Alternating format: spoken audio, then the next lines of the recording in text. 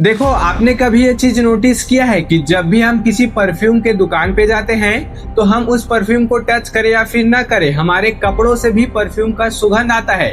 और अगर हम चार ऐसे दोस्त के साथ बैठे हैं जो सिगरेट पी रहे हैं तो हम पिए या फिर ना पिए, हमारे फेफड़ों में भी जो सिगरेट का धुआं है वो जरूर से जाएगा। इससे हमें क्या समझना है कि हमारा संगत जैसा होगा वैसा ही हम भी बनेंगे। अब संगत का मतलब ये नहीं है कि आपके दोस्त कैसे हैं, संगत का मतलब तो ये है कि आप अपना जो सबसे ज्यादा टाइम है वो किस चीज को देते हो। अगर आप अपना मैक्सिमम टाइम चार ऐसे दोस्त को देते हो जो केवल फालतू की बात करते हैं, जो केवल नशा पत्ती करते हैं, तो आप भी वैसा ही बनोगे।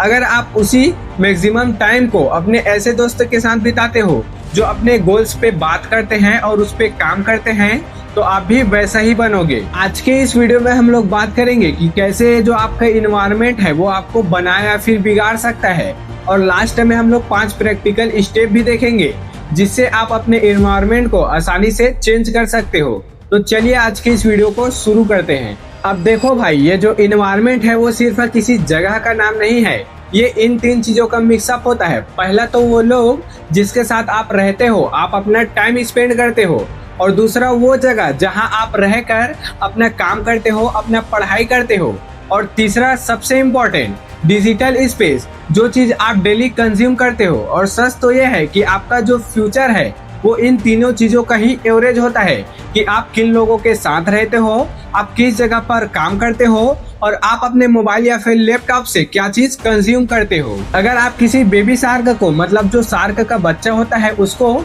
एक फिश टैंक में पालोगे तो वो केवल कुछ इंच ही बड़ा होगा, लेकिन आप उसी शार्क के बच्चे को एक समुद्र में छोड़ दोगे तो वो पूरा 6 फीट बड़ा हो जाएगा। इसका मतलब सिंपल सा है मेरे भाई कि आपके जो इन्वायरमेंट है वो आपके लिए बहुत ज्यादा मैटर करता है कि आप किस इन्वायरमेंट में रहते हो और कैसे लोग के साथ रहते हो। आपका ग्रोथ भी उसी के हिसाब से होता है। अब चलिए भाई एक सिंपल सा फंडा समझते हैं। देखो, अगर आपके ग्रुप में 4 ऐसे दोस्त हैं जो अपने फिटनेस पर ध्यान देते हैं, तो मैं ये दावे के साथ कह सकता हूँ कि आपका जो पेट है वो कभी भी निकला हुआ नहीं रहेगा, आप भी फिट रहोगे। और अगर आपके ग्रुप में ऐसे दोस्त हैं जो अपने फ्यूचर को लेकर सीरियस नहीं है, तो आप उस ग्रुप को तुरंत ही छोड़ दो, क्योंकि आप उस ग्रुप में रहकर कुछ नया नहीं सीखोगे और उल्टा आपका जो ब्रेन है वहाँ पर कमजोर हो जाएगा। अब देखो भाई, यहाँ पर कुछ लोग बोलेंगे कि आपके कहने से मैं अपना दोस्त थोड़ी ना छोड़ दूं। तो मेरे भाई, ये 2026 चल रहा है और यहाँ पर आपका जो फिजिकल इन्वायरमेंट है वो बिल्कुल भी मैटर नहीं करता। कुछ चीज अगर मैटर करता है तो वो है आपका डिजिटल इन्वायरमेंट। आप जिन 5 लोगों को यूट्यूब पर फॉलो करते हो वो होता है आपका डिजिटल दोस्त। देखो भाई, अगर आप केवल रोस्ट वीडियो देखते हो, अगर आप केवल इंटरटेनमेंट की या फिर व्लॉग वीडियो देखते हो, तो आपका जो माइंड है वो केवल इंटरटेनमेंट ही ढूंढेगा। लेकिन अगर आप ऐसे लोगों को सुनते हो जो फाइनेंस, फिटनेस और ग्रोथ की बात करते हैं, तो आप बिना किसी से मिले अपने संगत को ऑटोमेटिक ही बदलने लगोगे। अपना जो इंस्टाग्राम का फीड है उसको चेक करो और उसको साफ करो। ऐसे लोगों को अनफॉलो करो जो आपको इनसिक्योर फील कराते हैं, और ऐसे लोगों को फॉलो करो जो आपको कुछ सीखने को देते हैं और आप उनसे इंस्पायर होते हो। तो चलिए अब हम लोग एक छोटे से बाज के बच्चे की कहानी सुनते हैं। तो देखो, एक विशाल सा जंगल होता है, उसमें एक पेड़ में बाज ने अपना घोंसला बनाया हुआ था, और उसी घोंसले के नीचे में मुर्गी जो है वो अंडे दे रखे थे।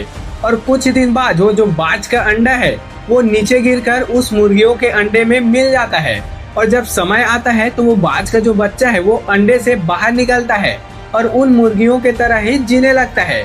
मुर्गी के जो चूजे हैं वो जो करता वो बाज का बच्चा भी वही करता, क्योंकि उसको तो पता ही नहीं था कि वो एक बाज का बच्चा है, मुर्गी का नहीं। और वो उन मुर्गियों के बच्चे की तरह ही जीने लगता है। वो दाना चुगता, वो पंख फड़फड़ाकर 2-4 फीट उड़ने लगता। अगर वो बाज का बच्चा चाहे तो वो और भी ज्यादा या फिर ऊंचे आसमान में उड़ सकता है, लेकिन उसे तो ये बात पता ही नहीं था, और वो उन मुर्गियों के साथ ही अपना पूरा जिंदगी जीने लगता है। और ऐसे ही हम भी इन मुर्गियों के साथ रहकर अपने अंदर के बाज को मार देते हैं। अगर आपको अपने अंदर के बाज को जगाना है तो आपको इन मुर्गियों के साथ को छोड़ना होगा। क्या आपने कभी ये नोटिस किया है कि जब भी हम कुछ बड़ा करने का सोचते हैं या फिर कुछ बड़ा करने का प्रयास करते हैं, तो हमारे जो दोस्त होते हैं वही सबसे पहले आकर बोलने लगते हैं, मजाक उड़ाते हैं कि बड़ा आया अंबानी बनने। और हमें लगता है कि हमारे ये जो दोस्त है वो हमारा भला ही चाहते हैं, लेकिन सच्चाई तो ये है कि हमारे दोस्त हमारा भला तो चाहते हैं, लेकिन तब तक जब तक हम उनसे थोड़ा सा बेहतर ना बन जाएं। अगर हम उनसे 1% भी बेटर हो जाते हैं तो वो सब मिलकर हमको नीचे खींचने लगते हैं। ये होता है उनका क्रैब मेंटालिटी। अब क्रैब मेंटालिटी क्या है? तो ये ठीक उसी प्रकार से है, अगर हम आगे नहीं बढ़ पाए तो हम तुम्हें भी आगे बढ़ने नहीं देंगे। यही होता है उनका क्रैब मेंटालिटी। ये तो सेम बाल्टी में रखे बहुत सारे केकड़ों के समान हुआ। देखो, अगर आप बहुत सारे केकड़ों को एक बाल्टी में रख दो, अगर एक केकड़ा बाहर निकलने का प्रयास करे तो उसको सारे केकड़े मिलकर उसका टांग खींचने लगते हैं, उसको नीचे ढकेलने लगते हैं। और ऐसा ही आपका फ्रेंड सर्कल भी होता है। अगर आप किसी दिन बोल दो कि भाई आज मैं 5 घंटा पढ़ने वाला हूँ, या फिर आज मैं अपने गोल पे काम करूंगा, आज 5 घंटा वीडियो एडिटिंग करूंगा, तो वो लोग बोलने लगते हैं कि अरे यार छोड़ना, ये सब चीज तो होता रहेगा, थोड़ा देर चल गेम खेल लेते हैं, उससे क्या ही फर्क पड़ता है। देखो, ये जो आपके दोस्त हैं वो बुरे नहीं होते हैं, वो सिर्फ डरते हैं कि आप कहीं उनसे आगे निकल गए तो उनका क्या होगा, इसलिए वो आपको भी अपने साथ ही नीचे खींच कर रखते हैं। देखो, अगर आप किसी लोहे के टुकड़े को पत्थर में बांधकर तालाब में फेंक दोगे तो वो डूबने लगेगा, लेकिन आप उसी लोहे के टुकड़े को लकड़ी में बांधकर समुद्र में भी फेंक दो तो वो आसानी से तैरने लगेगा। इसी प्रकार से आपको भी अपने फ्रेंड सर्कल में ये डिफाइन करना है कि आपके लिए पत्थर कौन है और आपके लिए लोहा कौन है, आपको कौन डुबाएगा और आपको कौन डूबने से बचाएगा, आप किसके साथ रहकर ग्रोथ करोगे और किसके साथ रहकर आपका जो फ्यूचर है वो बर्बाद हो जाएगा। तो देखो, अब तो हमने ये समझ लिया है कि ये जो हमारा इन्वायरमेंट है वो हमारे फ्यूचर को किस प्रकार से डिसाइड करता है।